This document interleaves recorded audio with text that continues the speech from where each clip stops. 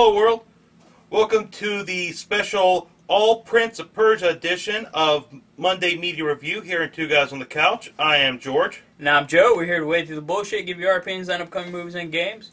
We're going to cover the Prince of Persia, The Forgotten Sands, but first, the Prince of Persia movie that came out this weekend.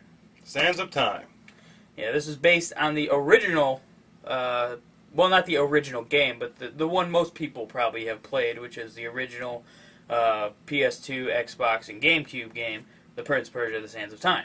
This movie was made by Mark Newell, whose probably biggest movie he's ever done was Harry Potter Goblet of Fire. Basic story, they raid a castle looking for weapons of mass destruction. Oh, about mass destruction, but weapons that could or could not be there.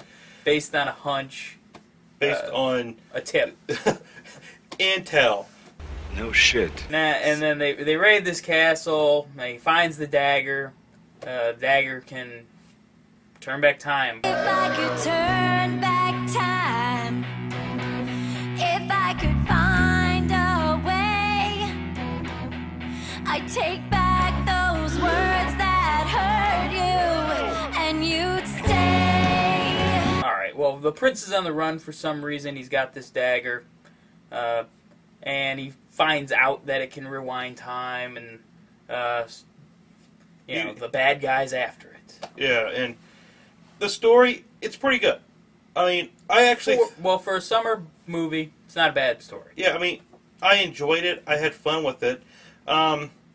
It could have actually used an ending. It just kind of fizzled out. It's like it led up to this big ending, and then it turned out to be just a, struggle over the knife. Nothing special. And I was disappointed with the ending. Like I said, it could have used one. And one of the biggest strengths about this movie, though, is it looks really good. Oh, Disney spent a lot of money on this movie. It's a beautiful film. The set pieces, I mean, they look really nice. Most of it was probably matte painting and CG work, but it looks really good. I mean, the interior actual sets look really nice. Has a really good feel to it, with the exception of when, for some reason, they decide to do the cheap slow motion where you take 24-frame footage and slow it down instead of actually shooting it in high speed. Yeah, that always looks bad. It looks jumpy. There's the only time in this entire movie the prince actually runs along a wall, which he's known, that's what you do a lot in the games, but for some reason they only do it once in the movie. They do it in that really bad looking slow motion. It looks awful. Yeah. And then they do it in fight scenes sometimes, and there's some times where the fight scenes are just filmed way too close and way too frantic, and you can't see what the hell's going on. But other than that, the actual sets, the set dressing, the costumes, all the period stuff, it looks really damn good. I mean, a lot of people were bitching about how they got a white man to play a Persian. Okay, first off, to think that Persians were only one type of race, that alone is racist. It's in your blood. That's racist. Your soul. That's racist. Your eyes? That's gay. That's homophobic. That's black. That's racist. White. Who the fuck cares? Yeah, the backstory to it, it's pretty much Aladdin, but instead of the entire story of Aladdin becoming royalty, it happens within the first 5 minutes of the movie. Yeah. Another thing I think is they spend too much time trying to get back to the palace to get to the Sands of Time. And when they finally get to the, I guess the underground caverns, they were there for 5 minutes, and it's what they should have done was build up to getting there, and they should have done Indiana Jones, that son of a bitch, and had a bunch of shitload of traps, which is just like the game. Yeah, one of the biggest disappointments in this freaking movie is, one, it gets so far away from the game story that it's hardly recognizable that it's a Prince of Persia game movie. With the exception of the opening, feels very much like the game. And that's about it. The rest of it, and the stuff with the dagger is very much the game, which he only uses a few times. But other than that, this could have been just any freaking movie. Yeah, it really didn't need to be based on a video game.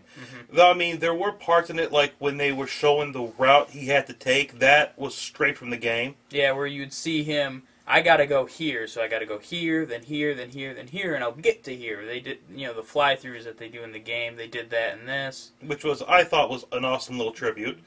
And there was a lot of parkour in it, and I mean, the Prince of Persia, he was doing parkour before it became parkour. Well, it's always been parkour, before it became cool. Wicked cool! While he did do that, he never ran up a wall. Yeah, well, he except did it, for once, and he slipped and fell on his back. Well, and it was it's just because he was screwing around. It was never during battle or anything. He really didn't. He never ran along a wall except for one time. Yeah. There were no traps except for the sand trap that they show in the trailer. There was no swinging axis, spikes, saws on the side. It was like there's none of the cool shit. And the end of the movie, it would have lent itself to have those traps and not feel out of place because they're going to this underground place that's supposed to hold the sands of time. It would make sense that there would be traps there. They don't want people to get to the sands of time. But they didn't have any traps. I mean, come on. That was disappointing. I mean, but I have to admit, if you don't know the games, if you've never played the games, and you go see this in theaters, you wouldn't lose anything. It'd still be an enjoyable movie for you to go see. Even though it really doesn't have that much to do with the game, with the exception of the dagger. Yes. And the setting. And then he does some parkour stuff. And the opening scene was awesome. Yes. It was just like stuff you'd see in the game. And even makes a little more sense in climbing stuff, like because they're shooting arrows to use as handholds and whatnot. I do like that when he pressed the dagger and he traveled through time, it went into the two princes from like the third game. The third game, where it's like all broken up and like glowing. That was a cool little tribute.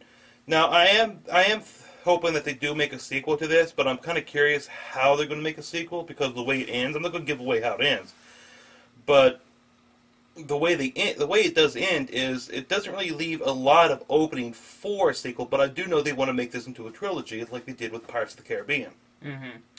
Now, it was a little also disappointing. There was nothing after the credits, so don't bother. Just credits start rolling, leave. Yeah, nothing after it. Overall, out of a score of, say, 5 daggers, I mean, because I was slightly disappointed by the ending, I'm going to go maybe 3.5 daggers out of 5, just because throw some traps in there, damn it. I'm actually going to have to go a little lower to 3, because 3 daggers out of 5, because I am such a big fan of the games. I love the games, love them all. Well, except for Part 2. Part 2 was disappointing. But, I mean, I'm a huge fan of the original. And I was just disappointed with how far away they got from the game. No skeletons. No, nothing. It's like I really wanted a whole army of sand to come after him. But they didn't go that route. Yeah, they didn't do anything really mystical or supernatural or anything. Maybe they'll save it for Part 2. Who are you? What have you done?